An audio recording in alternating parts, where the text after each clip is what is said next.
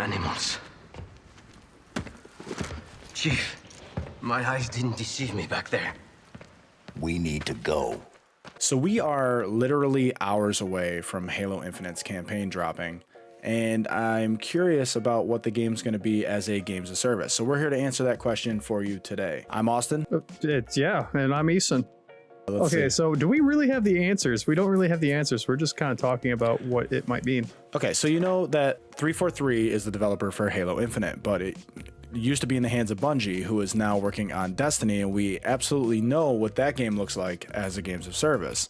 So does that have you concerned or worried about what Halo has to bring after a campaign drops? I'm a little skeptical on what they're going to do because they don't really have a roadmap yet. At least they haven't even talked about sharing a roadmap. Do you know anything about that? So recently, IGN's Ryan McCaffrey had a one-on-one interview with Joseph Staten. Have you seen this? Yeah, I've seen it. I watched a little bit of it. I don't think I stay for the whole thing, but yeah. Yeah, it's mostly like what is Joseph Staten? But Joseph is the lead designer on the campaign for Halo Infinite. If you didn't know, he's separate from the multiplayer as of right now. He runs his own team, and he mentioned in the interview that he's taking 3 days to discuss what the future of Halo is. A healthy version of a sprint, and now we're really taking some time to recuperate and plan for what comes next. As a matter of fact, I'm spending the next 3 days at an offsite talking about what comes next in terms of our live service, which is super exciting. So that has me interested in what's coming. What about you? Yeah. Okay, so obviously he's got some plans. I mean, when we were talking about this earlier on the phone in the car, you mentioned, how Joe is kind of the type to be, don't leave the campaign behind, or don't leave He's very a quality over quantity, right? He used to be a part of the Bungie team working on Destiny, and for reasons still unknown, he separated. Seems to be a positive separation, at least that's what he says in the interview. But for the time being, we know that he greatly has an appreciation for detail and storytelling, and has stated that he loves that process. So I find it very interesting that when the campaign is done, if he's still a part of the project going forward, what does that mean as a games of service? What is he and his team doing in the game? He's definitely going to be a part of the game because, I mean, he got a job there now. So that's his career. He talked about how that's going to be his thing. So it could be really good. We could get, campaign expansions or something like that. I don't think it's going to be free content by any means, but even if it's just a $10 DLC, what I'm hoping for is some one-offs like ODST or something like that. Maybe go into a little more about the story of what may have happened to the Marines or any other Spartan teams during the whole war with the Banished on the ring, because the way it is now, this is the war. The war's over, So being able to see what happened during that war, I bet there's some pretty cool set pieces they could make with all that crap. It's actually funny that you mentioned that too, because he mentions in that very interview that ODST was his favorite project, and not because he didn't enjoy making the other games more, but because it was kind of like it was kind of like a challenge of game design, because they already had the engine, they already had the assets. What can we do? It's kind of like using Forge, right? Make your best Halo with the tools that you already have that you made Halo 3 with. And he said that he really liked working with those tools on that canvas, and that's why ODST is his favorite project he's ever worked on. I don't know how many times in life one gets the opportunity to have a company come to you and say, hey, just make whatever game you want, just get it done in 6 months, and then actually be able to make that game and then spend another number of months just this amazing experience. I find that very funny that you say that, because I can absolutely see him adding these little ODST missions into Infinite, but we know what we got right now. We know the whole package, right? We know we've got the multiplayer, which has the season pass. You pay $10 every season, which is once every, if it doesn't get delayed, approximately 3 months. If it doesn't get delayed. Approximately 3 months, which comes with major content updates, a roadmap for progression. But we know that you can progress any battle pass that you buy. They'll never expire. And we know how that system works. Now, in the campaign, that's what I'm most interested in, because in Destiny, right, you're seamlessly transitioning from strikes open world things and tasks, all leading to the same progression, but you're earning different rewards, right? So we kind of saw this practiced in the MCC a little bit. What do you feel about that? Because like they've already exercised that they know what they're doing when it comes to content rollout. So as far as that, I mean, I'm sure you know about, there is some campaign unlocks that you can get through the campaign, but they're more along the lines of you find them out in the open world or during missions, and then you just pick them up and then unlocks for multiplayer. Just the campaign stuff is what really excites me, because if they're going to add to it, are they going to have the campaign are they just going to have the chief, or like earlier, are they going to add like little stories about what happened on the ring before, or even I would like to see small content updates that come with. So here's my like bold prediction, right? At where this thing could go is you could take all the lessons learned from the MCC, the Master Chief Collection.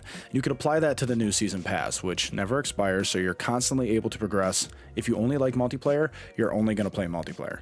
If all you want to do is play single player, then that's all you're going to do is play single player. Either way, you're going to progress and you're going to earn these things overall within the infinite main progression platform. I would like if they tied campaign progression to the season pass, like they both dropped with the same $10, or whether it's a premium upgrade, and we just didn't have to pay $40 for a large content update.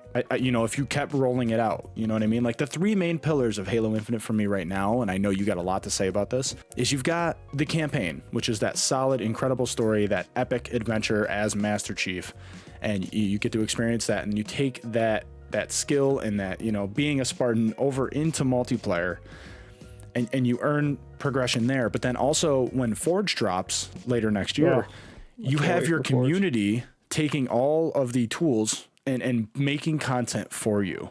So now you have these three main pillars of Halo Infinite as a games of service. What do you do to like interconnect that as far as progression is concerned? It's what Call of Duty is doing that shit already with their battle pass. Everything is interconnected. You have your battle royale, and then you have your main game mode, and that's all the same, right? You progress through that. It's not the campaign. They leave the campaign out of it, but Call of Duty campaigns are totally different. I mean, they've done it with them.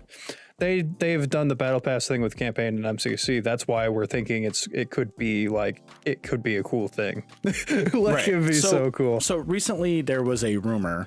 Not a rumor. There was a leak that you found, that you sent me, which immediately caught my interest. You want to tell me about that leak? Like what they found something? So the Cougar, which was originally cut content from the original Halo Wars game, it's in the files. Like they have an unskinned, it works sort of. It like slides around a little bit. It looks like it still needs a bit of work, but it fires, it gets affected by EMPs, it blows up, it's like a functioning vehicle. It's got two seats. The guy was switching seats in the video from the gunner seat to the driver's seat. I don't know if there's going to be more, but it looks fully functional. Dude, like it looks like it's about ready to be done and shipped out in absolutely a week or so. I'm all for it. If they had their priority set on it, it'd be done in like a week, it seems. But I could imagine it's going to come in some sort of content drop down the line. I don't know when, but it would be sick to get an APC like that. It's like a mid-armor tiered vehicle for the UNSC, and that's the first time we'd actually see something like that ever in a Halo game. Like it's always been the Warthog, which is the Warthog, or the little mongoose, or the tank, but you never have the medium armored, kind of fast but also kind of slow vehicle. Right, and I'm all for that kind of variation, especially on a Warthog. Like we got the what's the new one called? The Razorback. The Razorback. Yeah, people seem to be having a lot of fun with the Razorback and playing around with the armor abilities and all that, and it definitely makes a big play when it comes to competitive games like CTF. But I really like when they experiment with new vehicles, and I love seeing that stuff's in the game. People will do anything to mine these to data mine this thing. Oh yeah, dude, it's insane. And the thing that's cool to me is that this is like cut content from Halo Wars, like the original game, right? Which no spoilers, Halo Wars 2 specifically has a huge lore connection to Halo Infinite. So if you don't know that, no spoilers, go check out videos on that. There are plenty of people who make great content about lore videos.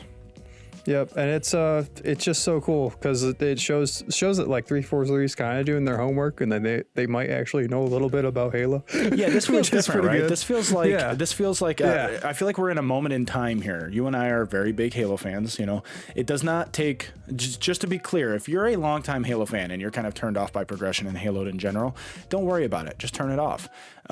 Because the foundation of Halo Infinite, the gameplay, the core mechanics are so good that just like back in the Halo 2 days where you hop on Xbox Live for the first time, you're not worried about progressing anything. You're hopping in just to kill people, just to have a good time with your friends and make those memories. That's all here. Now you feed the masses of new people who they're in this like bubble, a majority of gamers who play these games of service games where they're all vying for your time. And Halo Infinite is now entering that zeitgeist, if you will, where it's trying to fight for your hours. And how does it do that? And this is what we're here to talk about, like how Halo can try to continually pull you back week by week, by month, as the games of service, because this is all new to us. But you know, so is the grapple shot, and look where that got us. So is the open world on the ring, and look where that's getting us. The FOBs, the forward operating bases, all of these are great. And you know, the reviews are in, Eason. You know, it's doing amazing. So yeah, I think it'd be perfect for like later videos. We can get into like, because a lot of people have already talked about like ways we can fix the progression system and yeah, absolutely. Other ways, you know, just to incorporate different things. There are like the AI. I mean, look at the potential for that, right? You can have literally anybody come in and voice AI and take my money. Like, take my money. Like I would, like there's different ways to like monetize a store and everything, and there's oh god, like I would pay a good $20 or so just to have like Chris Hansen. Just really, I want Sergeant Johnson. I want. That's the first thing that came to mind. I thought like imagine like Snoop Dogg or somebody being like an AI. That'd be dude, easy. Like, easy money. Just easy take money. my money. Pay them any amount because you're gonna get that back tenfold in the shop. For now, I think we pretty much covered our hopes. You know, I really hope that there's that 3-pillar tie-in. We can kind of dive into the campaign, out of the campaign, into multiplayer, maybe even into custom games, and still have that same kind of seamless progression. You know what I mean? You start throwing in that like Destiny style trials stuff. Anyway, that's a whole nother video. Yeah, I just can't wait for Forge. Yeah, Forge is coming. Anyway, yeah, that's our thoughts on the progression system for Halo Infinite as it relates to games of service and what our hopes are going forward. There's a lot of potential here. If you're new to Halo, please consider subscribing to the channel. If you're new to the channel, comment down below, like, comment, subscribe, and that's all for now. Until next time.